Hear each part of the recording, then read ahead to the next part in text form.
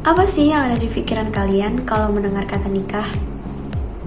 Pernikahan adalah upacara pengikatan janji nikah yang dirayakan atau dilaksanakan oleh dua orang dengan maksud meresmikan ikatan perkawinan secara hukum agama, negara, dan juga adat.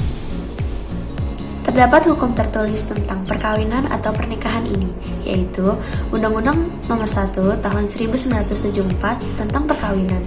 Pasal 7 ayat 1 menyatakan bahwa perkawinan hanya diizinkan jika pihak pria sudah mencapai umur 19 tahun dan pihak wanita sudah mencapai umur 16 tahun. Pasal 6 ayat 2 menyatakan bahwa untuk melangsungkan perkawinan, seseorang yang belum mencapai umur 21 tahun harus mendapatkan izin dari kedua orang tua.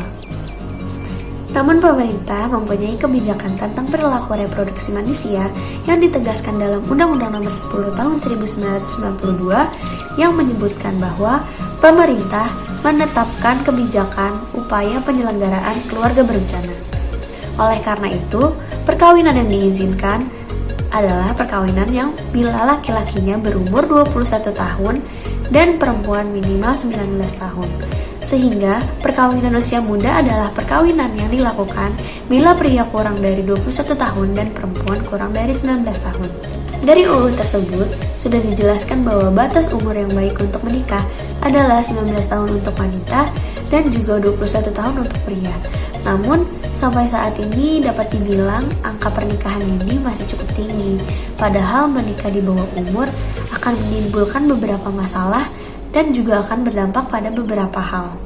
Dari undang-undang tersebut sudah dijelaskan bahwa batas umur yang baik untuk menikah adalah 19 tahun untuk wanita dan juga 21 tahun untuk pria. Namun, sampai saat ini dapat dibilang angka pernikahan di bawah umur masihlah tinggi. Padahal menikah di bawah umur akan menimbulkan beberapa masalah dan juga akan berdampak pada beberapa hal. Namun sebenarnya apa sih pernikahan dini itu? Pernikahan dini adalah institusi agung untuk mengikat dua insan dan lawan jenis yang masih remaja dalam satu ikatan keluarga. Apabila dilihat dampaknya dari sisi psikologis, kondisi mental yang masih labil serta belum adanya kedewasaan dari mereka menimbulkan kemungkinan bahwa keputusan yang mereka ambil untuk menikah adalah keputusan remaja yang jiwa dan kondisi psikologisnya belum stabil. Keputusan non-dewasa ini dapat berujung pada belum siapnya mereka untuk mengemban hak dan kewajibannya nanti. Contoh, sang ayah belum cukup matang psikisnya untuk menjadi kepala keluarga dan sang ibu belum siap mentalnya untuk mengemban tugas serta beban emosionalnya dalam berumah tangga nanti. Selain itu, pernikahan dini juga berdampak pada perekonomian. Bagi sebagian besar keluarga di Indonesia menganggap bahwa anak perempuan merupakan beban perekonomian dalam keluarga. Maka dari itu mereka berpikir bahwa pernikahan merupakan salah satu solusi untuk mengatasi masalah perekonomian yang dialaminya. Karena selanjutnya setelah menikah, seluruh kebutuhan hidup menjadi tanggung jawab seorang suami. Namun kenyataannya, kondisi ekonomi anak tidak semuanya menjadi lebih baik daripada saat sebelum mereka menikah. Mereka tetap tidak bisa memenuhi kebutuhan hidupnya dan justru menambah beban bagi orang tuanya. Jumlah penghasilannya rendah dan bertambahnya anggota keluarga baru yang pada akhirnya memicu tekanan ekonomi yang semakin besar pada rumah tangga mereka.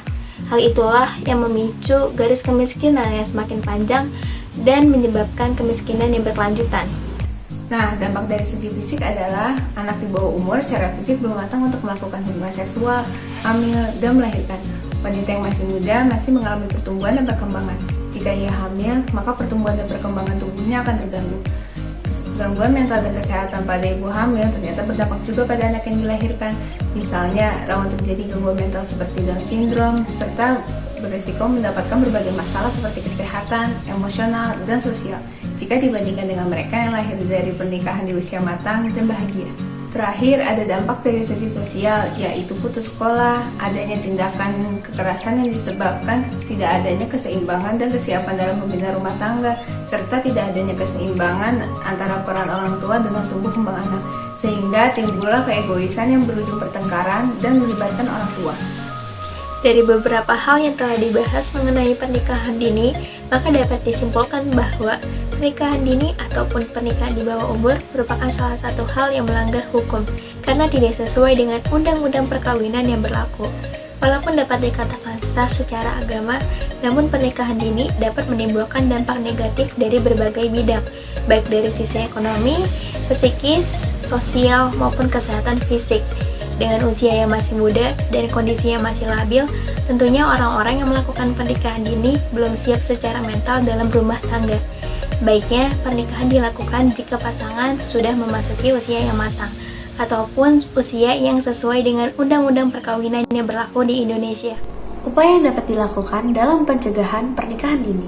Yang pertama ada undang-undang perkawinan, yang kedua bimbingan kepada remaja dan kejelasan tentang sex education, yang ketiga ada memberikan penyuluhan kepada orang tua dan masyarakat, yang keempat ada bekerja sama dengan tokoh agama dan masyarakat, yang kelima ada melaksanakan, mensosialisasikan, dan mendukung program PUP dari pemerintah.